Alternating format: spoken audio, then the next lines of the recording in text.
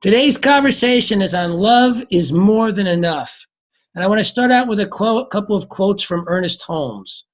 The first is, in moments of real inspiration, we realize, to a degree at least, that God is all, that which is within itself, all that really is, the life in everything, the love through everything. If one makes himself receptive to the idea of love, he becomes lovable. To the degree that he embodies love, he is love. So people who love are loved. So how can that love not be enough if love is all there is? When we are in situations or conditions that feel unloving, we must not look outside ourselves for the answers. If the only action we take is to change the outward circumstance, thinking different circumstances will bring us the love we desire, we will most certainly recreate those circumstances and wonder how we find ourselves in the same boat. Dr. Holmes tells us infinite love harmonizes our entire being.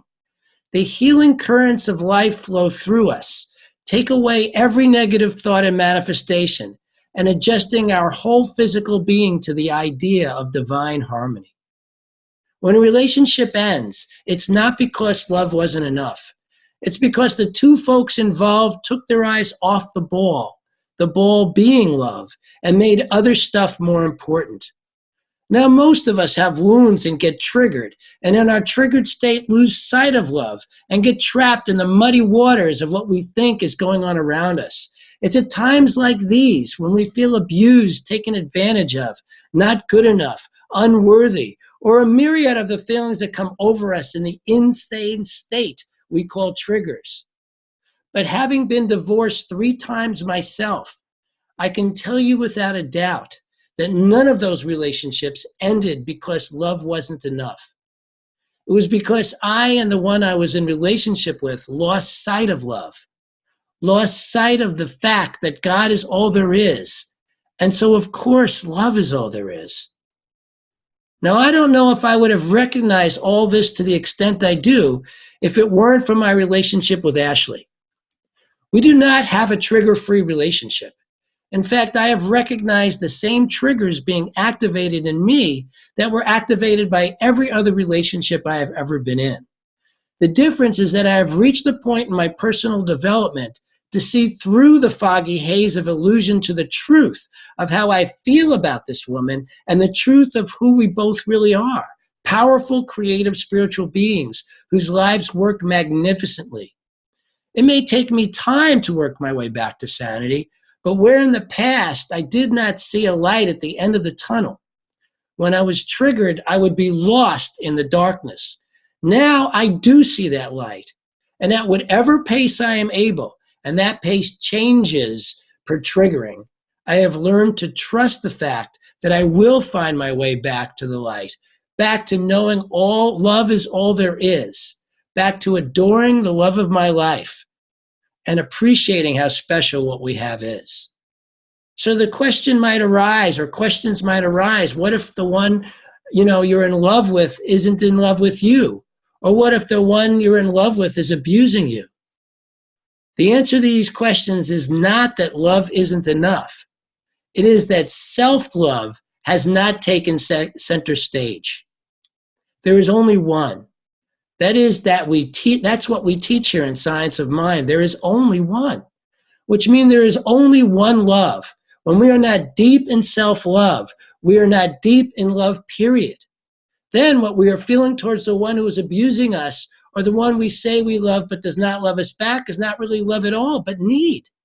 For when we fully appreciate and love ourselves, recognize we are deserving and fully enough, then love is of course enough.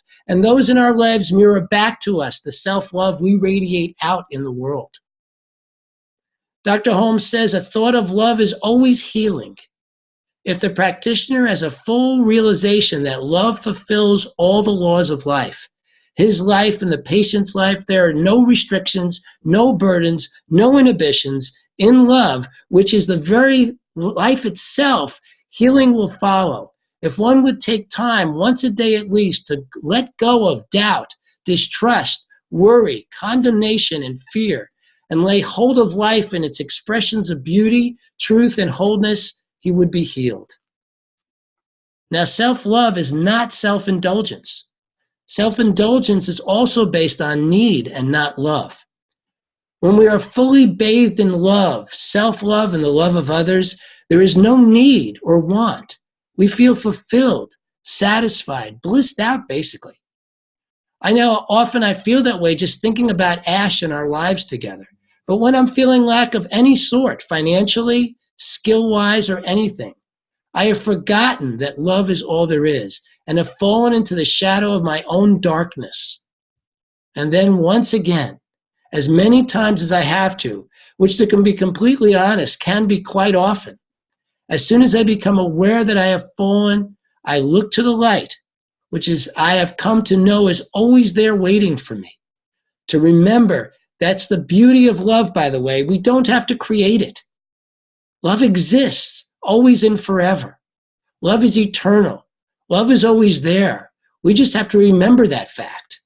And once I do, I begin my trek out of the darkness and back into the light of love. I make that journey sometimes upwards of 20 times a day.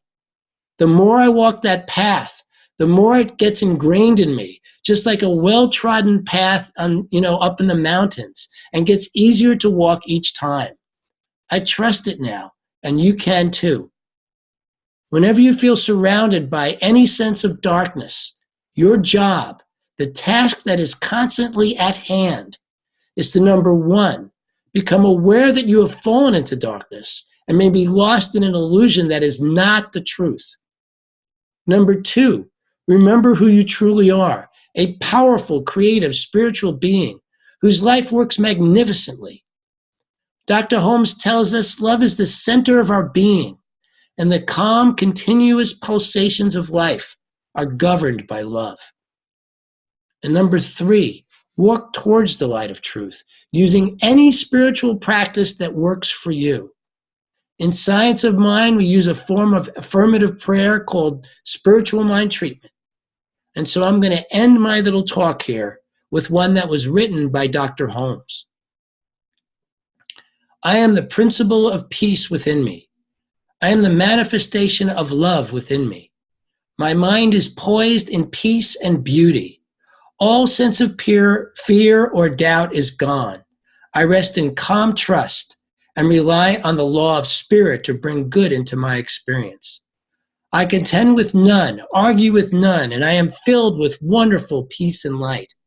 There is no uncertainty, and my future and no fear as a result of my past. I have no uncertainty about my future and no fear as a result of my past. I live in an eternal now, which is filled with good alone. Goodness and beauty follow me. Peace and joy accompany me. Happiness and wholeness fill my entire being with the realization of love and perfection. I am the spirit of confidence. I am poised in love and reason. I am the perfect law of truth and the complete presence of beauty. I am Christ, the Son of the living God within me. And so it is.